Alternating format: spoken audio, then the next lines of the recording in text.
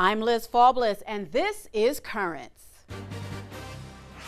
Security heightened at Jewish locations in New York after the deadly attack at a French school. Plus, this former actor may be a contemplative nun, but she has plenty to say. Don't lose a minute of your life, because it is that precious. And it will be music to the Pope's ears during his trip to Mexico.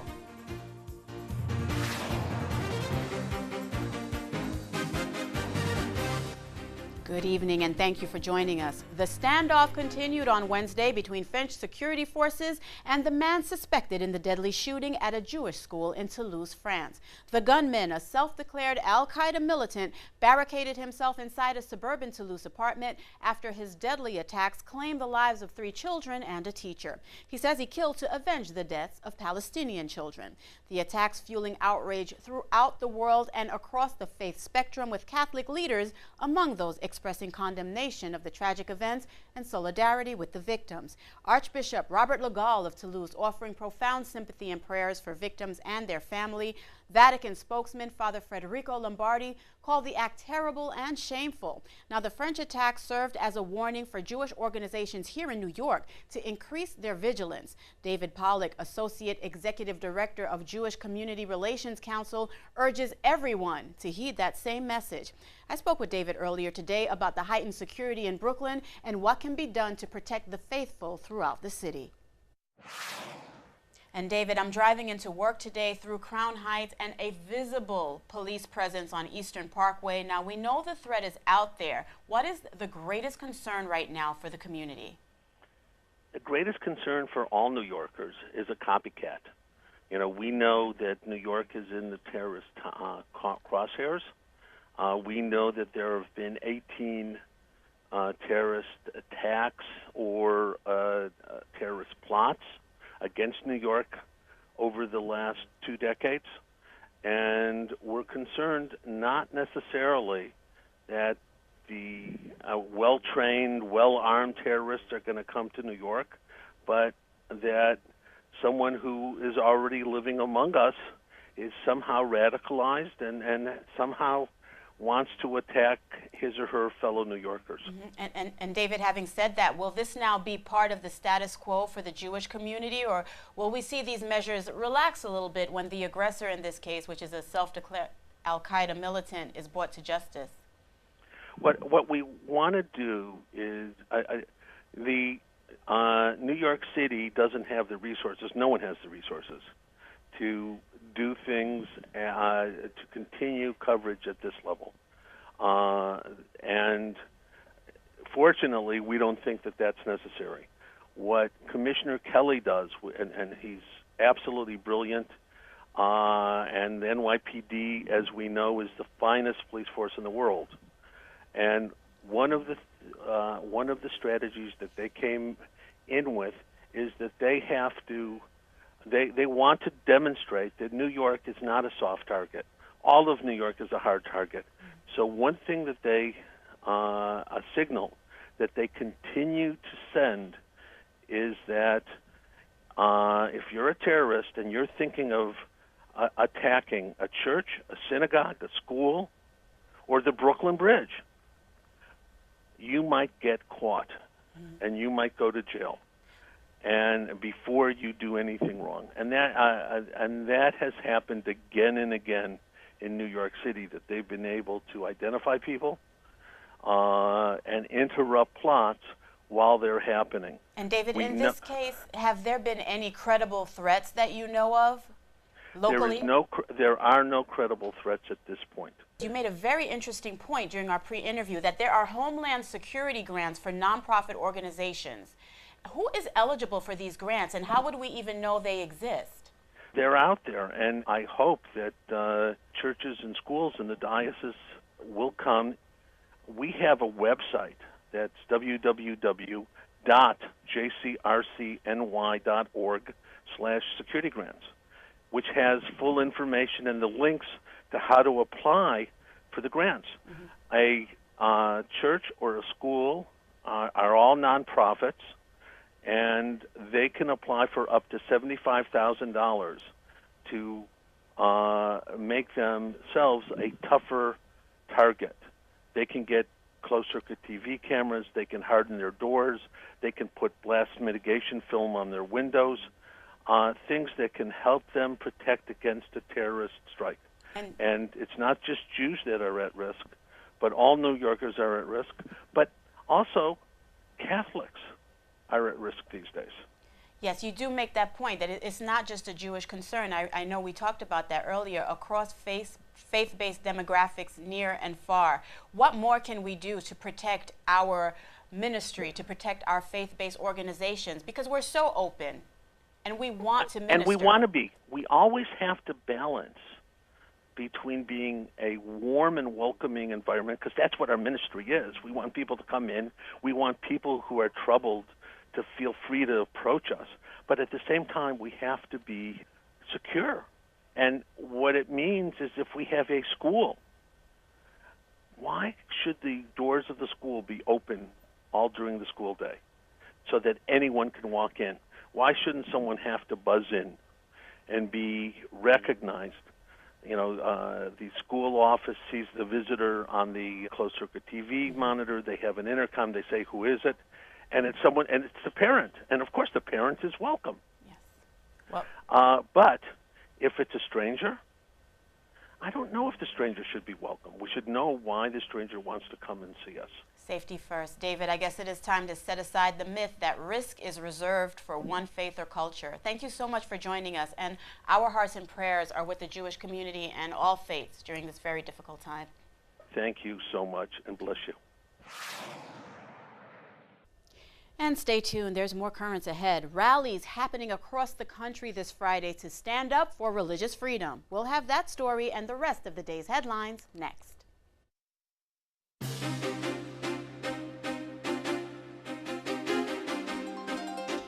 Welcome back to Currents. I'm Liz Faublas. Coming up later, a former actress who followed a different calling has a heart-to-heart talk with a local audience. But first, let's have a look at the day's headlines. Well, religious liberty advocates taking their argument right to the government's doorstep. Rallies have been planned in at least 130 cities across the country to oppose the Health and Human Services contraception mandate. The Pro-Life Action League and Citizens for a Pro-Life Society are organizing the effort. Pro-Life Action League Executive Director Eric Scheidler says advocates will not stop until the government allows employers to opt out of the contraception mandate. Here in New York City, rallies will take place outside of Congressman Gary Ackerman's Bayside office and at the Federal Hall National Memorial on Wall Street. Meanwhile, U.S. bishops are harnessing the power of prayer to oppose the mandate. This week, the Bishops' Conference announced a prayer campaign for religious liberty. As part of the effort, the bishops have made prayer cards available to download. Card designs include images of Mary as the Immaculate Conception, Our Lady of Guadalupe, and St. Thomas More. Also included on the cards, prayers asking God to, quote, give us courage in making our voices heard on behalf of the freedom of conscience of all people of faith. Well, it was touted as a key primary battle in the race for the Republican presidential nomination, and Mitt Romney emerged as the decisive victor. Romney handily took the Illinois primary with 47% of the vote. Rick Santorum came in second with 35%. Ron Paul and Newt Gingrich came in a distant third and fourth, respectively. The candidates now have the next primary battle in Louisiana in their sights. Romney, the former Massachusetts governor, received the endorsement of a fellow former governor. Jeb Bush, who is Catholic, came out in support of Romney. Bush is the son of former President George H.W. Bush and the brother of former President George W. Bush. He served as Florida's governor from 1999 to 2007. New Hampshire's House of Representatives scheduled to vote today on a measure that would repeal the state's same-sex marriage law. Now, the bill would replace that one law with one allowing civil unions in the state. The measure would also allow New Hampshire voters to weigh in through a non-binding November ballot question. Now, if the Republican-controlled House passes that measure, it advances to New Hampshire's Senate, also controlled by Republicans. Democratic Governor John Lynch has promised to veto the bill if it reaches his desk. The Diocese of Manchester encouraged people to contact their state representatives to ask them to support the measure. Meanwhile, supporters of traditional marriage in Iowa want to have their say. As we hear from reporter Todd Magel, it's an issue that has people on both sides pretty riled up.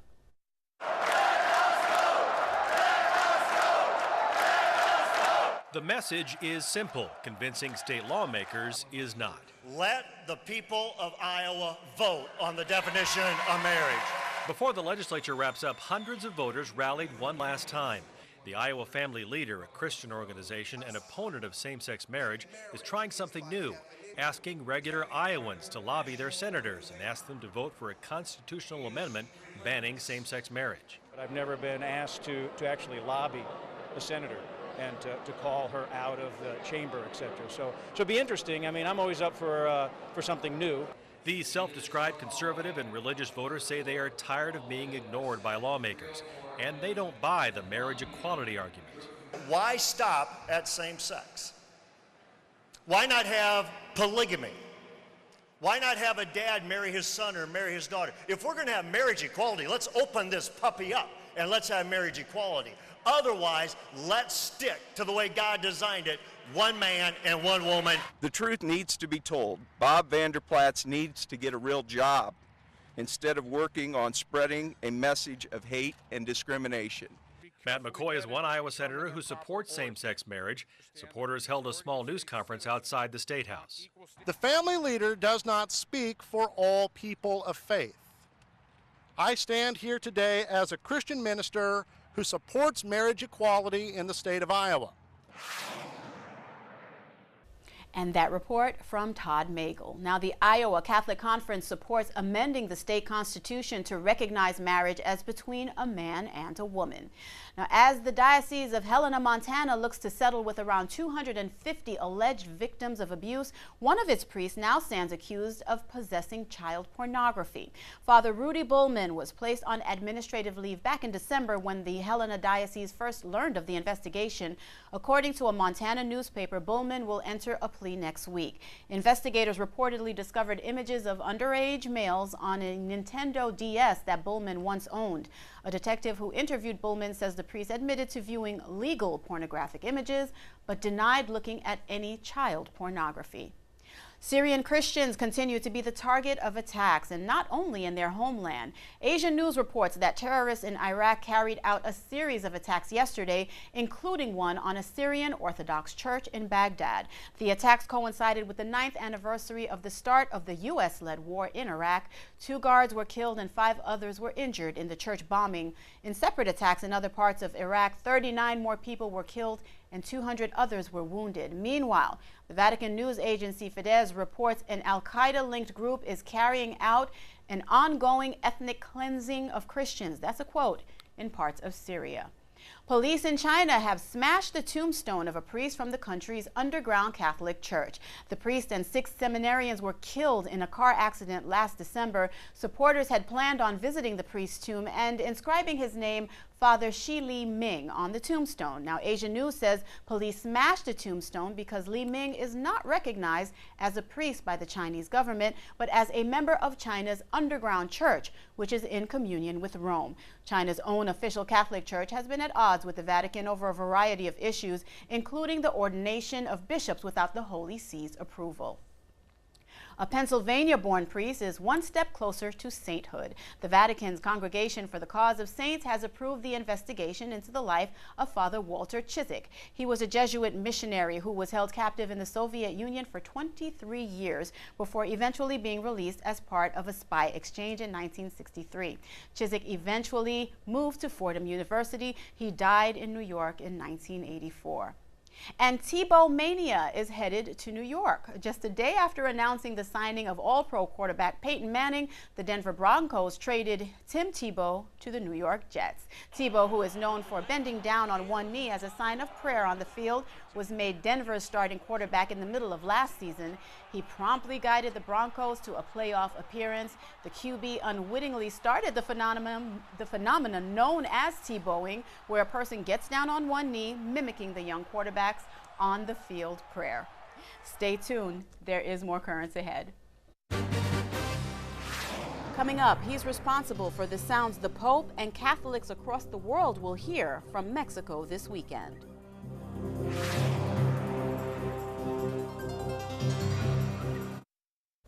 And welcome back. With less than 3 days to go before Pope Benedict's arrival, preparations continue in Mexico, the first stop of the Pope's trip to Latin America. As would be expected, the Holy Father will be keeping a busy schedule. This Sunday, he will celebrate a morning open-air mass in Leon's Bicentennial Park, and that evening vespers with bishops from Mexico and other parts of Latin America. Jesus Camarena, the director of Nueva Vida Music Ministry, is in charge of the music for both of those celebrations.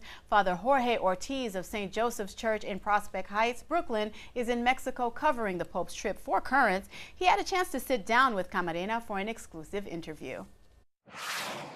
Hi, I'm Father Jorge Ortiz from the Diocese of Brooklyn.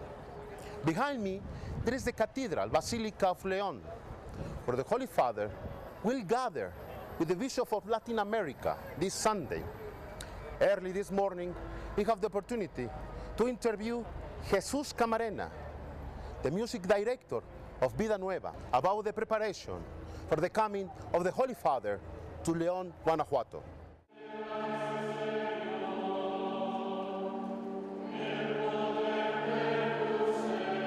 You hear the choir, and the Sunday in the afternoon we hear in the Vísperas with the Pope is incredible, and is my cathedral. The cathedral is dedicated La Madre Santísima de la Luz. Is grateful be here the Pope in the cathedral. Jesus, in what capacity you will serve when the Pope comes? I need it with hope. Be here. I don't know in where. Maybe in the choir, maybe in the people, maybe I don't know. But in January, Padre Tomás asked me, "You want to participate like a volunteer?" Yes, of course. Yes. I wrote my name, and I don't know in where I serve, but in January, like 20, he called to me and he said, "Your ministry of music is select in the Vigilia de Oración." Wow, in the Bicentenary Park. Wow, I speechless. And not only the music director, I'm co-producer of that Vigilia with the Padre Tomás. Can you explain us what's going on here at the cathedral? The seminarians practice the Vísperas, the entrance in the altar. All the Vísperas is in the Liturgia de las Horas, and the Vísperas in the afternoon of Sunday is all the practice in this moment. The chorus practice, las antífonas, el himno, el Magnificat, and all the answers in the Vísperas. Is the moment of the rehearsal. You will have the chance to greet the Pope. What will you tell him? Wow. I don't know. Maybe like Mexico is with the open arms. Mexico needs words of hope, faith, and he gives to us a Jesus Christ, but a Jesus Christ love, a Jesus Christ misericordia, Jesus Christ ecumenico, Jesus Christ all-inclusive, children, grandfathers. I'm so glad to be here. Padre Jorge, Eli, Ryan, welcome to my place. Welcome, and welcome all the people of the Diocese of Brooklyn in New York, all the Latin people, all the, I don't know, Mexican people, especially Puebla people, and all kind of Christian in Brooklyn, Catholic and not Catholic. I'm so glad we'll be here, all of you. Jesus Camarena of Nueva Vida Music Ministry. We wish him all the best as preparations continue for those two celebrations in Leon.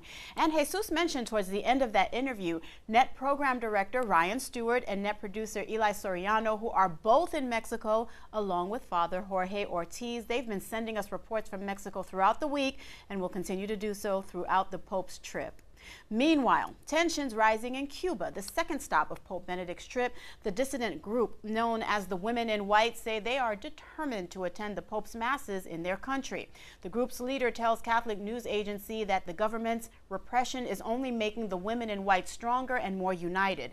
Members of the group were arrested on Saturday and Sunday. Catholic news agency reports that most of those arrested were eventually released. Stay with Currents throughout the week. We will continue to bring you exclusive reports from both Mexico and Cuba, and NET will have extensive coverage of the Pope's activities in both countries, including exclusive live commentary. Stay tuned. There's more Currents ahead. When we return, she was a rising actress who once starred with Elvis, but decided to follow a different calling. My fiancé, Don, told me, why don't you go back to that monastery and think things over?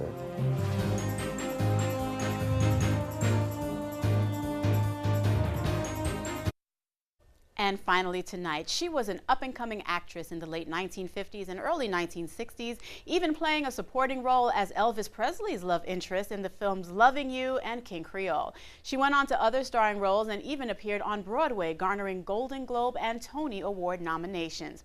Now, the Hollywood life was no match, though, for a much different calling. Dolores Hart left the silver screen behind and became a contemplative nun. She joined the Benedictine Abbey of Regina Laudis in Bethlehem, Connecticut, where she continues to serve as its prioress. Her story is now the subject of an Academy Award-winning documentary titled God is the Bigger Elvis, which is scheduled to be shown on HBO next month. Now, this past weekend, Mother Dolores Hart spoke at a communion breakfast at Corpus Christi Church in Woodside, Queens, and although she is a contemplative nun, Mother Dolores certainly has a lot to say. This is our 75th anniversary, and this is one of the major events. It's a real honor to have Mother Dolores Hart with us for this communion brunch. You know, we'll celebrate the Eucharist together. People from many places have come. So much interest in this, especially since the Academy Awards this year. Of course, Mother Dolores was the famous Hollywood actress Dolores Hart. It's definitely sold out. There's close to 300 people who are going to be attending this. I think that Mother Dolores has had an amazing life. Just the fact that she was a Hollywood star for several years and then decided to go into the convent is pretty amazing. I'm sure that there are people going to be asking her questions about her life and her recent nomination to the Academy Awards and stuff, but that's not the basis of why she's here to speak to us about our Jubilee and her specific talk. The talk always has to come from your own heart, your own life, and I think that's what I have been asked to share, is how I came into monastic life. I became engaged to a man named Don Robinson. He stopped the car right in the middle of the road and he said, "Dolores, please tell me that you love me." And I said, "Are you crazy? We're right in the middle of the road. We're going to get killed right here in the middle of the road, Don." And he said, "No, tell me that you love me. It's a great way to die." I knew that I could not go through with the marriage. And my fiancé, Don, told me, why don't you go back to that monastery and think things over? And he remained a very wonderful and good friend to me for the rest of my life. Don't lose a minute of your life, because it is that precious. Even if you feel like hell, no, it's so much bigger than that. We think it's fabulous to be famous. It's the best thing in the world to be in Hollywood, to be a star, to be in a movie with Elvis. And Mother Dolores says that God is better than Elvis, that she found something deeper, richer, more alive, more valuable. And I think she's onto something.